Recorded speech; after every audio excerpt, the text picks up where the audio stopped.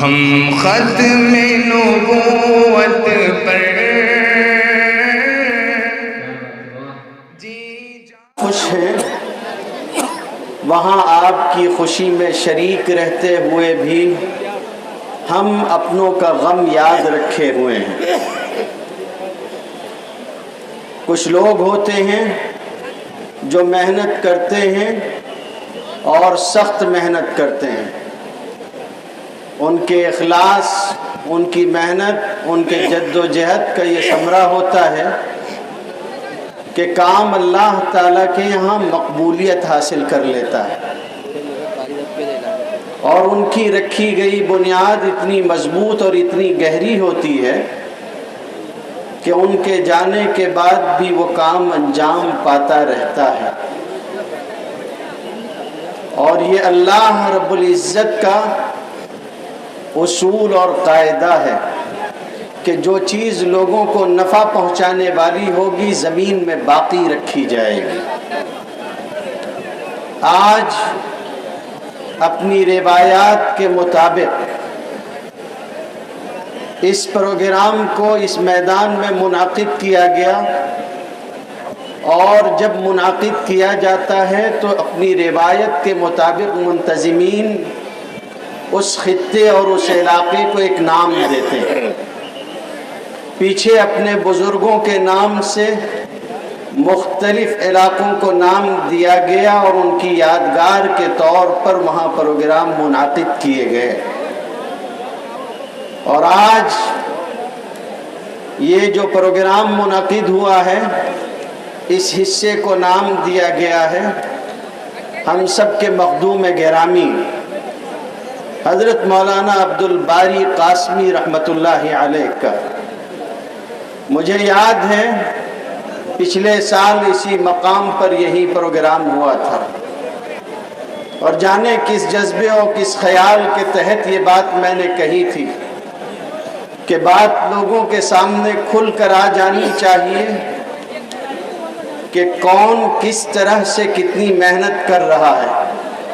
محنت کرنے والے گمنام رہنا پسند کرتے ہیں اور اپنے اخلاص کی وجہ سے ریاکاری نہیں چاہتے۔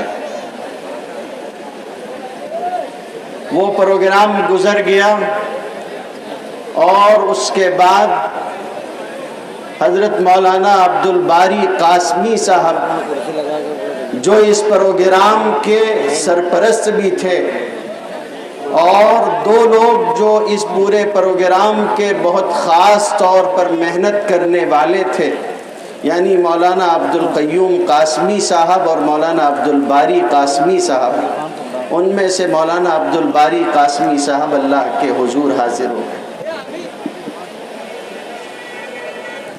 جس طرح انہوں نے اپنے ساتھی کے ساتھ مل کر اس کام کی داغ بیل ڈالی تھی، آج اس موقع پر ہم انہیں یاد کر رہے ہیں، اور یہ پروگرام ان کے بعد بھی جاری ہے۔ یہ ان کے اخلاص کی ایک نشانی ہے۔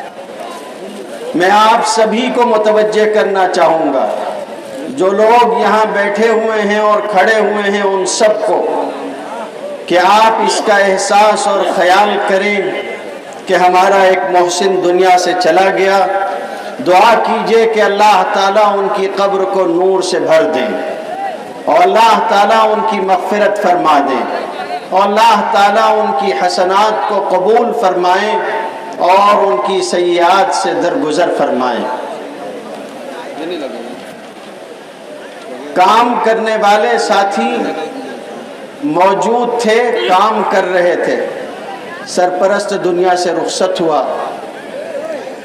کچھ دن نہیں گزرے تھے، تھوڑے وقفے کے بعد ایک دوسرا اجتماعی شادی کا پروگرام ہوا، اور وہ پروگرام عمر ابن خطاب مسجد میں لاک ڈاؤن کی پابندیوں کی وجہ سے قانونی پابندیوں پر عمل درآمد کرتے ہوئے منعقد کیا گیا۔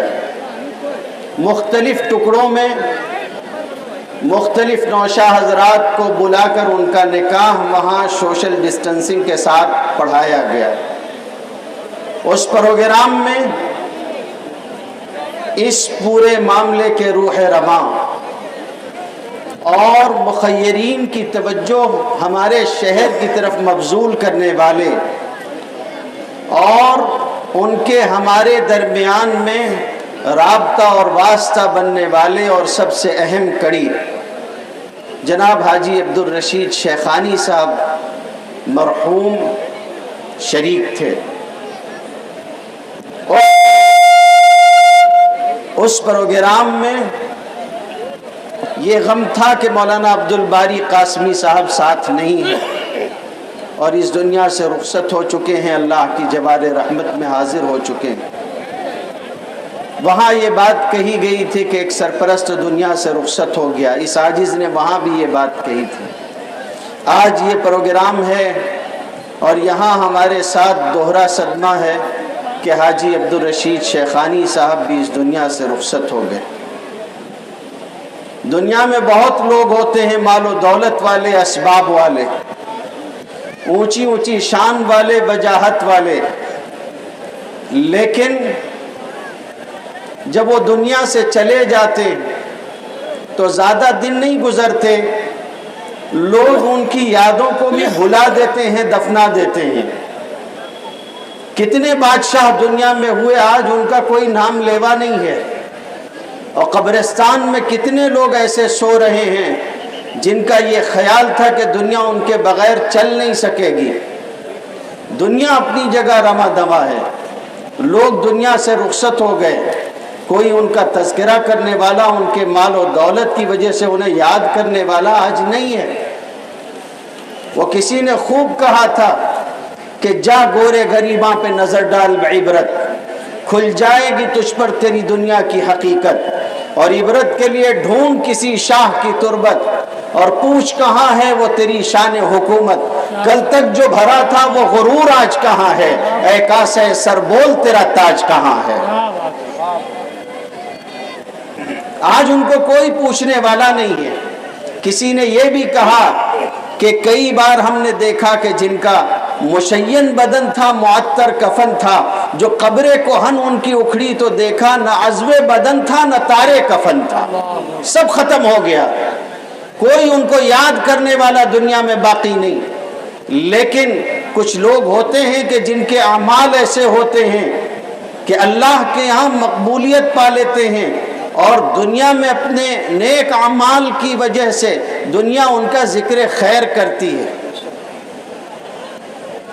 آج وہ ہمارے درمیان نہیں ہے، ہم کو ان سے کسی قسم کی کوئی امید باقی نہیں رہی. وہ دنیا سے چلے گئے. وہ مالدار تھے یا صاحب علم تھے یا صاحب خیر تھے یا صاحب مسند تھے، فلاں تھے فلاں تھے. اگر ہم کو ان سے کوئی لالچ ہوتا، کوئی حرص ہوتی تو ان کی زندگی تک ہوتی.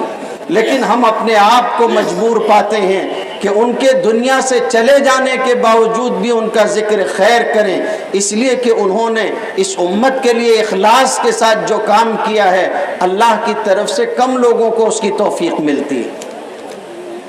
اللہ تعالیٰ دونوں حضرات کو اپنے خاص فضل و کرم سے اپنے شایان شان مقام عطا فرمائے اور اللہ تعالیٰ ان کے ذریعے سے لگائے گئے اس چمن کی آبیاری فرماتا رہے اور آنے والے دنوں میں بھی اس کے ذریعے سے خیر وجود پاتا رہے. کبھی کسی غریب سے پوچھئے گا ایک شادی کرنے میں وہ کس طرح سے ٹوٹ جاتا ہے، کتنے قرض اس پر چڑھ جاتے ہیں. ایک بیٹی گھر سے رخصت کرنے میں کس قدر مشقتیں برداشت کرنی پڑتی ہیں. ان لوگوں کا جگر تھا کہ جنہوں نے محنت کی اور اس طرح سے لوگوں کو متوجہ کر کے اتنی رقم کا انتظام کیا. آج کی تعداد اگر آپ ملا لوگے 700 نکاح، 700 نکاح آپ سوچ سکتے ہو. 700 نکاح، اور صرف نکاح نہیں بلکہ بچیوں کو تانا نہ ملے، بچیوں کو زندگی گزارنے میں کوئی تکلیف نہ پیش آئے، ان کو آئندہ زندگی میں اپنے باپ کو پھر کبھی تکلیف نہ دینی پڑے، اس کے لیے ان کو اسباب زندگی بھی دیے جاتے ہیں. جہیز نہیں ہے. جو اس کو جہیز سمجھتا ہو کان کھول کے سمجھ لے، اچھی طرح سے سن لے کہ یہاں دینے والا کون ہے, کس کو دے رہا ہے, یہ ساری وضاحت ہوتی ہے اور بتا دیا جاتا ہے کہ یہ بچی کی ملکیت ہے, یہ تحفہ اس کو دیا گیا ہے. کوئی دکھاوا نہیں ہے. کسی کو رخصت کرنے کے لیے اس طرح سے نہیں ہوتا کہ اس کے ساتھ ساز و سامان رکھ کے دکھاوا کر کے رخصت کریں. یہاں سے رخصت کرنے والوں کو یہ احساس اور خیال ہوتا ہے کہ بچی کسی کی بھی ہو, جا رہی ہے, اس کو زندگی میں ہم نے خوشی دے کے رخصت کرنا چاہا ہے تو زندگی بھر وہ کسی کے سامنے ہاتھ نہ پھیلائے. اتنا سامان اس کو دے دو کہ کم سے کم اوڑھنے سونے اور کھانے پینے کی اس کو تکلیف اور مشقت نہ پیش آئے. یہ اسباب زندگی دیے جاتے ہیں. کوشش کی جاتی ہے کہ دوسروں کی بیٹی ہماری بیٹی ہے اور اس احساس اور خیال کے ساتھ رخصت کیا جاتا ہے. یہ ہمارے محسن ہیں. جانے کتنے سال سے یہ جملہ میں بولتا چلا آ رہا ہوں اور آج پھر کہتا ہوں, مجھے احساس نہیں ہے کہ میں زندہ رہوں گا یا آپ زندہ رہیں گے. زندگی کسی نے کتنی ہے یہ نہیں دیکھا. یہ یاد رکھو کہ یہ ہمارے محسن ہیں اور محسن کا احسان ہمیشہ سر آنکھوں پر ہونا چاہیے. میں مشکور ہوں اور شکر ادا کرنے میں بھی میں صفائی سے کہوں گا کہ میں مشکور ہوں اپنے ان بھائیوں کا جنہوں نے ہم کو نہیں دیکھا, ہمارے نوجوان مردوں کو نہیں دیکھا, جن کا نکاح ہو رہا ان کو نہیں دیکھا, انہوں نے ان کے خاندانوں کو نہیں دیکھا, لیکن ان کو ایک احساس ہے کہ یہ ہمارے بھائی ہیں اور ہم کو ان کے تعاون کے لیے آگے آنا چاہیے. میں 7 سمندر پار بیٹھے ہوئے ان سارے مخیرین بھائیوں اور بہنوں کا مشکور ہوں. میں مشکور ہوں ان لوگوں کا جنہوں نے اپنی زندگی اس کام کو دے دی. سارا دن ساری رات اس کام میں مشغول رہتے ہیں. 1-2 جوڑے کی شادی کی بات نہیں ہوتی, ہر مرتبہ 20 جوڑے ہوتے ہیں جن کا نکاح ہوتا ہے. اس مرتبہ 90 جوڑے ہیں. ظاہر ہے ایک شادی گھر میں نکلتی, آپ دیکھتے ہو کتنا تماشا رہتا ہے. 90 جوڑوں کے لیے انتظام کرنا, ان کے کاغذات تیار کرنا, سارے اسباب کا. ہمارے انیس بھائی یہاں بیٹھے ہوئے ہیں. میں آیا تو انہوں نے کہا کہ انتظام بہت اچھا ہے. یقین مانیے جس ستھرائی کے ساتھ, جس نیک نیتی کے ساتھ اور ایک پائی کے حساب کی صفائی کے ساتھ جس طرح سے یہ حضرات انتظام کرتے ہیں, پھر آپ کی راحت کے لیے یہ سارا انتظام ہوتا ہے. اس میں جو لوگ بھی ہمارا ساتھ دے رہے ہیں ہم کو ان سب کا شکریہ ادا کرنا چاہیے. حاجی یوسف صاحب کا بھی شکریہ ادا کرتے ہیں کہ انہوں نے یہ جو کام کیا ہے کہ وہ اس جگہ کو دیتے ہیں اور بلا کسی معاوضہ دیتے ہیں, یہ بھی ان کا بڑا کام ہے. پھر ان سب سے ہٹ کر وہ سارے علماء کرام, یقین مانیے ان میں سے ایک ایسا ہے کہ تعلق کے لوگوں کا یہ حال ہوتا ہے کہ لوگ وقت سے پہلے جا کے ان سے وقت لیتے ہیں. نکاح منعقد ہونے سے پہلے وقت لیتے ہیں کہ آپ ہمارے یہاں کے نکاح پڑھا دیجئے گا. وہ 10 نکاح پڑھاتے ہیں, 9 8 نکاح ایک وقت میں پڑھاتے ہیں. آ کے بیٹھ جاتے ہیں, وقت سے پہلے وقت دیتے ہیں اور اس کا کوئی نذرانہ نہیں لیتے, اس کا کوئی نذرانہ نہیں لیتے. ہم سب کو ان سب کا احسان یاد رکھنا چاہیے. آج کل جملہ چلا ہوا ہے ظلم کے خلاف. میں آپ کو کہتا ہوں کہ احسان کے لیے بھی یاد رکھیے کہ کسی کا مصرع ہے کہ سب کچھ یاد رکھا جائے گا, یاد رکھیے گا.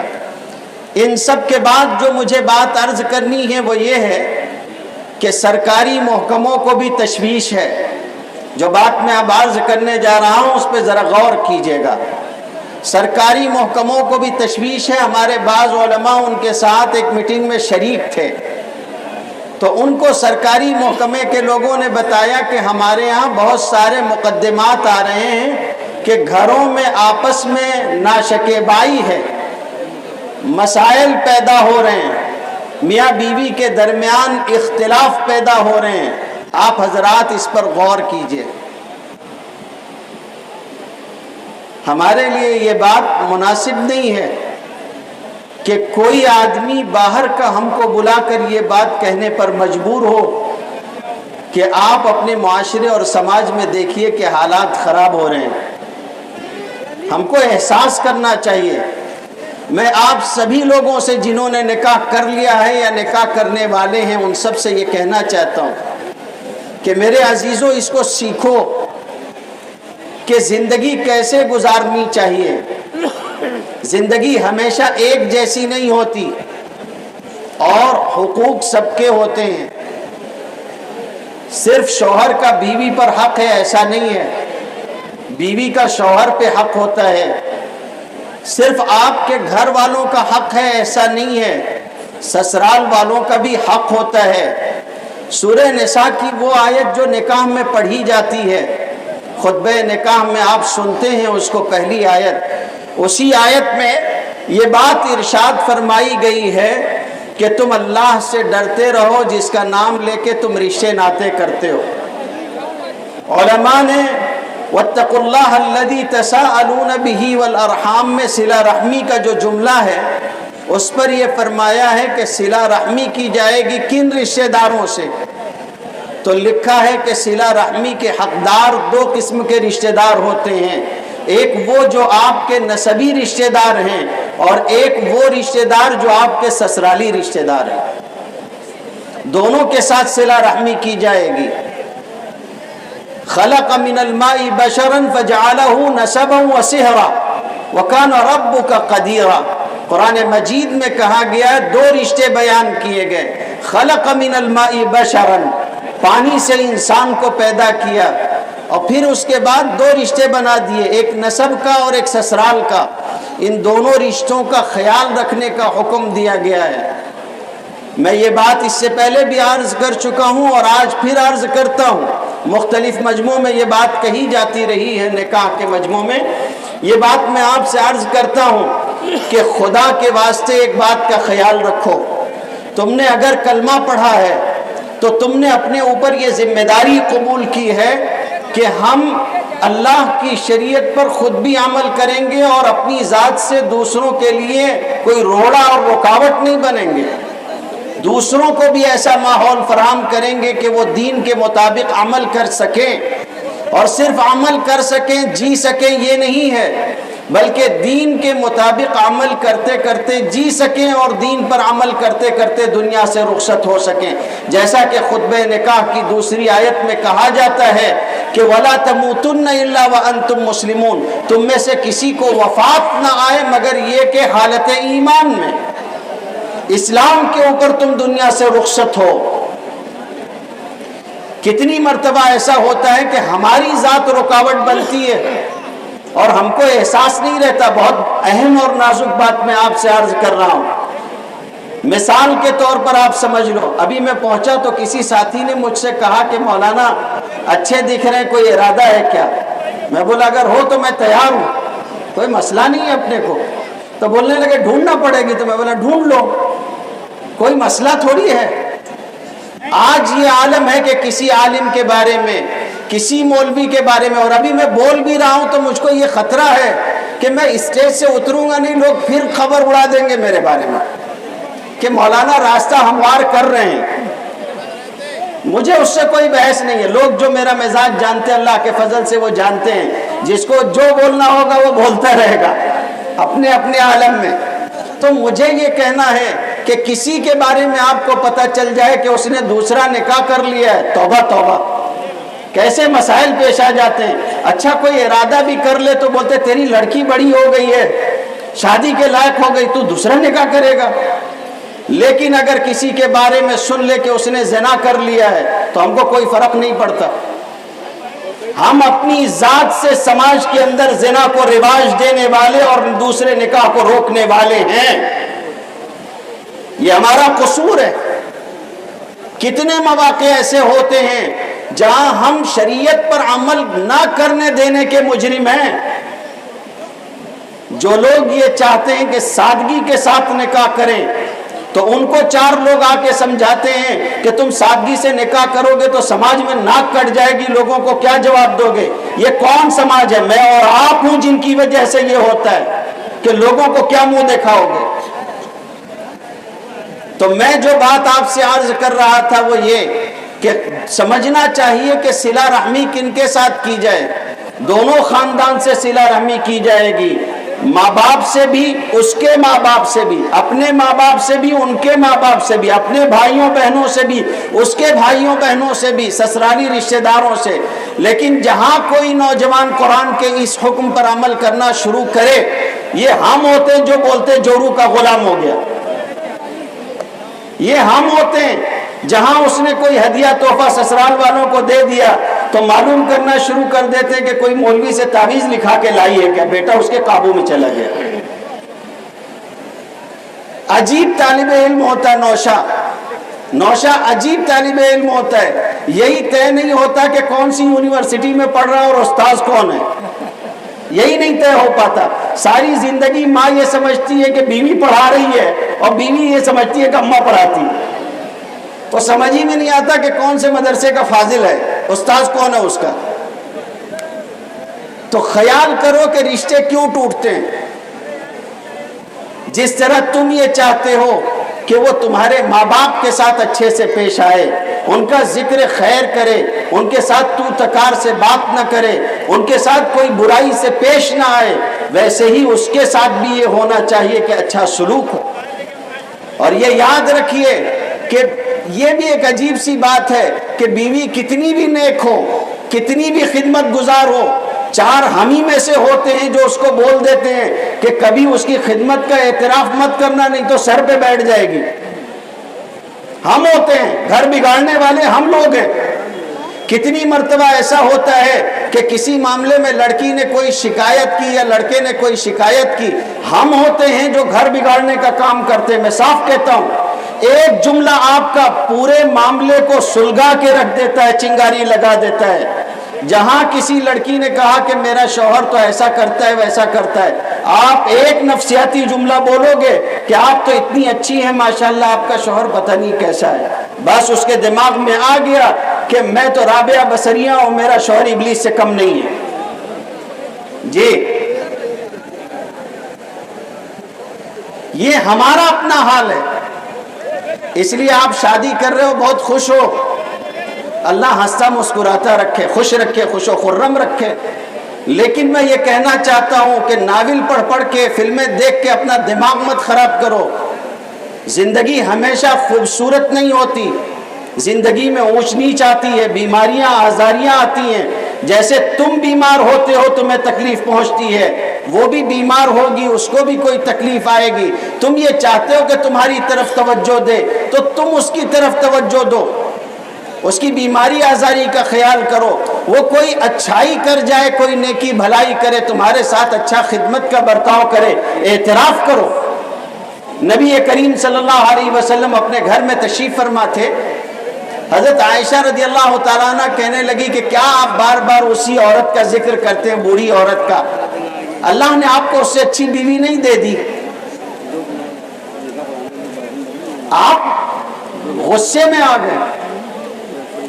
حضرت خدیجہ کے بارے میں حضرت عائشہ رضی اللہ تعالیٰ عنہ نے کہا تھا، حضرت عائشہ رضی اللہ تعالیٰ عنہ کو جانتے ہیں آپ؟ وہ خاتون جس کے رشتے کی اطلاع اللہ نے فرشتے کے ذریعے نبی کریم صلی اللہ علیہ وسلم کو دی تھی، اور آسمان سے طے کر کے یہ بتایا تھا کہ یہ آپ کی بیوی ہوں گی۔ بخاری شریف میں آتا ہے وہ خاتون جن سے لگاؤ کا یہ عالم تھا رسول اللہ صلی اللہ علیہ وسلم کا کہ آپ اپنے مرض الموت میں، بخاری شریف میں آتا ہے کہ بار بار پوچھتے تھے کہ میں کل کو کہاں ہوں گا، یعنی کل کس کی باری ہے۔ آپ کی ازواج مطہرات نے کہا کہ آپ جہاں رہنا چاہیں وہاں ہو جائیں۔ آپ حضرت عائشہ رضی اللہ تعالیٰ عنہ کے مکان میں منتقل ہو گئے۔ بہت محبت تھی آپ صلی اللہ علیہ وسلم کو، لیکن اس کے باوجود جب موقع آیا اعتراف کا تو آپ نے کہنا شروع کیا کہ عائشہ یہ بات آئندہ نہ کہنا۔ جب لوگوں نے مجھ کو محروم کیا تھا تب اس عورت نے مجھ کو اپنے مال سے میری مدد کی تھی۔ جب لوگوں نے مجھ کو بے سہارا کرنا چاہا تھا تو اس نے مجھ کو سہارا دیا تھا۔ اور آگے سے ایک ایسا جملہ فرمایا جو عورتوں کے لیے بڑا سخت ہوتا ہے، فرمایا اللہ نے اولاد مجھ کو اس کے بطن سے عطا فرمائی، مجھے کسی اور بیوی سے اولاد نہیں ملی۔ تو اعتراف ہونا چاہیے خدمات کا، حقوق دینے چاہیے۔ دارالقضا ہم لوگ دیکھتے ہیں دارالقضا میں اکثر یہ معاملہ آتا ہے، یہ 90 لوگ تو کم سے کم میرے سامنے، ان کو نصیحت کر دوں، اور جو لے چکا اس کو بھی نصیحت کرتا ہوں۔ دارالقضا میں کچھ سوالات متعین ہوتے ہیں، جب کوئی خاتون آئے اپنے نکاح کے سلسلے میں کوئی بات کہتی ہے تو جب اس کا حلف لیتے ہیں تو اس میں سے ایک سوال یہ بھی ہوتا ہے کہ مہر مل چکی ہے، مہر مل چکی ہے۔ علماء نے کوشش کر کے مہر نقد دینے کا مزاج بنایا، یہاں بھی مزاج ہے، لیکن افسوس کا عالم یہ ہے کہ جب آگے جا کے بات کرو تو بولتی ہیں کہ مہر ملی تھی مگر واپس لے لیے۔ ہوتا ہے، آپ دسیوں مقدمات دیکھنا چاہیں گے میں بتا دوں گا۔ یہ کیا طریقہ ہوا کہ آپ نے اس کو مہر دیا ہے، اس کا حق ہے، اور آپ اس کو واپس لے لیتے ہو۔ دو باتیں عرض کرتا ہوں اس سلسلے میں بھی کہ اس کا خیال کرو کہ بیوی کی ذمہ داری آپ کے اوپر ہے، آپ کی ذمہ داری بیوی کے اوپر نہیں ہے۔ کوئی کاروبار کرنا ہے انتظام خود کرو، اسباب اختیار کرنے ہیں آپ کرو۔ یہ نہیں ہونا چاہیے کہ تیری اماں کے گھر سے پیسہ لے کے آؤ، یہ ناجائز اور حرام ہے۔ کسی کا مال زور زبردستی کر کے کھانا، حضور صلی اللہ علیہ وسلم نے فرمایا لا یحل لمال امرئ مسلم الا بطیب نفسہ، کسی مسلمان کا مال اس کے دل کی پوری رضامندی کے بغیر حلال نہیں ہے۔ وہ مجبور ہو کے لا کے دے دے، یہ آپ کے لیے حلال نہیں، اس نے جبرن دیا ہے۔ علماء نے لکھا ہے کہ کوئی آدمی اگر مہر ادھار رکھے، دینے کا ارادہ نہ ہو، تو بعض علماء کا مسلک ہے کہ اس کی ساری زندگی کا جو تعلق ہے وہ کہیں زنا میں اللہ کے ہاں شمار نہ ہو جائے۔ تو مہر دے دی گئی، واپس لینا نہیں چاہیے، یہ چیز ہرگز جائز نہیں ہے۔ اسی کے ساتھ ساتھ یہ بھی خیال کرنا چاہیے، نوجوانوں سے کہنا چاہوں گا کہ گھر کو وقت دو، اپنے گھر میں وقت دو، گھر والوں کو دیکھو کہ بھئی ان کو کیا ضرورت ہے۔ اپنی خوش اخلاقی کا جتنا مظاہرہ آپ کو کرنا ہو گھر میں کرو، دوستوں کے ساتھ خوش اخلاقی کا مظاہرہ کرتے رہیے گا، میں اس سے منع نہیں کرتا، لیکن اپنے گھر کو وقت دو۔ بعض لوگوں کا مزاج ہوتا ہے کہ دوستوں سے کتنا بھی بڑا نقصان ہو جائے ان کی تیوری اور ان کی جبیں پہ بل نہیں آتے، پیشانی پہ بل نہیں آتا، لیکن اگر بیوی سے کوئی ایک پیالی بھی ٹوٹ جائے گھر میں تو طوفان سر پہ اٹھا لیتے۔ کیوں؟ اس لیے کہ کسی نے کہہ دیا تھا کہ اگر تم پہلے ہی دن بلی نہیں مارو گے تو بلی تم کو کاٹ لے گی۔ جی یہ کیا حماقت ہے، یہ جینے کا طریقہ ہے۔ اس طرح سے آپ کی زندگی کبھی جنت نہیں بن پائے گی کہ آپ گھر میں آئیں تو بچے پلنگ کے نیچے گھس جائیں، بیوی دروازے کے پیچھے کھڑے ہو کے وظیفہ پڑھے حال تو جلال تو آئی بلا کو ٹال تو۔ یہ کیا طریقہ ہوا؟ حضور صلی اللہ علیہ وسلم گھر میں تشریف لا رہے ہیں، کسی الجھن میں الجھے ہوئے ہیں، سلام کیا، گھر میں تشریف لے آئے۔ بعض بزرگوں سے سنا، کتاب میں پڑھا تو نہیں ہے لیکن بعض بزرگوں سے اپنے سنا، آپ صلی اللہ علیہ وسلم تشریف لائے تو حضرت خدیجۃ الکبریٰ رضی اللہ تعالیٰ عنہا نے کہا کہ اللہ کے رسول آج آپ کسی الجھن میں معلوم ہوتے ہیں۔ تو حضور صلی اللہ علیہ وسلم نے کہا کہ ہاں میں الجھن میں ہوں، لیکن یہ تو بتاؤ کہ تمہیں سمجھ میں کیسے آیا کہ میں الجھن میں ہوں؟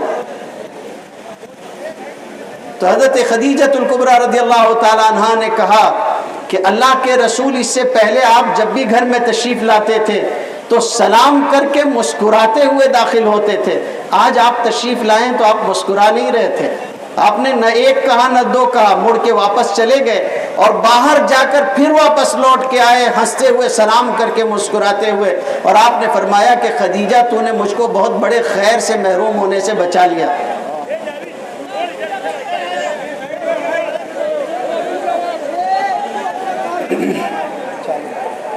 تو آپ اس کا خیال رکھیں۔ ایک آخری بات جو اس موقع پہ مجھے آپ سے عرض کرنی ہے وہ یہ ہے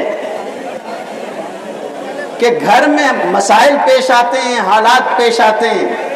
ہمارے یہاں گھر میں جب تک تو تکار نہ ہو، مارا ماری نہ ہو، جب تک ہم کو سمجھ میں نہیں آتا کہ سامنے والا یا اپنے ناراض ہیں. یہ طریقہ نہیں ہے زندگی گزارنے کا. زندگی گزارنے کا طریقہ یہ ہے کہ ایک دوسرے کو محسوس کرو، ایک دوسرے کو محسوس کرو. ہمارے پاس محسوس کرنے کی جتنی صلاحیتیں ہیں یا موبائل میں چلی جاتی ہیں یا دوستوں پہ خرچ ہو جاتی ہیں. جب گھر میں آتے ہیں تو بولتے میں بہت تھکا ہوا ہوں. اب ایسے تھکے ہوئے آدمی کو کون کیا بولے گا؟ حضور صلی اللہ علیہ وسلم نے حضرت عائشہ رضی اللہ تعالی عنہا سے کہا کہ عائشہ جب تم مجھ سے ناراض ہوتی ہو، بات سمجھنے کی ہے، بیوی ہے اور رسول اللہ صلی اللہ علیہ وسلم کی بیوی ہے، اور آپ ان سے کہہ رہے ہیں کہ جب تم مجھ سے ناراض ہوتی ہو. معلوم ہوا گھر میں تھوڑی بہت اونچ نیچ ہوتی رہتی ہے، اس میں ناراضگی ہو سکتی ہے. اس کا یہ مطلب نہیں ہے کہ تیری اماں کے گھر جا، یہ طریقہ نہیں ہے. بلکہ اس کا طریقہ یہ ہے کہ سامنے والے کے دکھ درد کو، اس کی ناراضگی کو محسوس کرو کہ کیوں ہے. حضور صلی اللہ علیہ وسلم نے حضرت عائشہ رضی اللہ تعالی عنہا سے کہا کہ عائشہ جب تم ناراض ہوتی ہو تو میں سمجھ جاتا ہوں کہ تم مجھ سے ناراض ہو. اگر ایسا ہوتا کہ گالی گفتاری نعوذ باللہ ہوتی تو اس میں کون سی نئی بات تھی کہ میں سمجھ جاتا ہوں. ارے بھائی برتن پٹکے جا رہے ہیں تو سمجھ میں آتا ہے کہ زور سے آواز کیوں آ رہی ہے.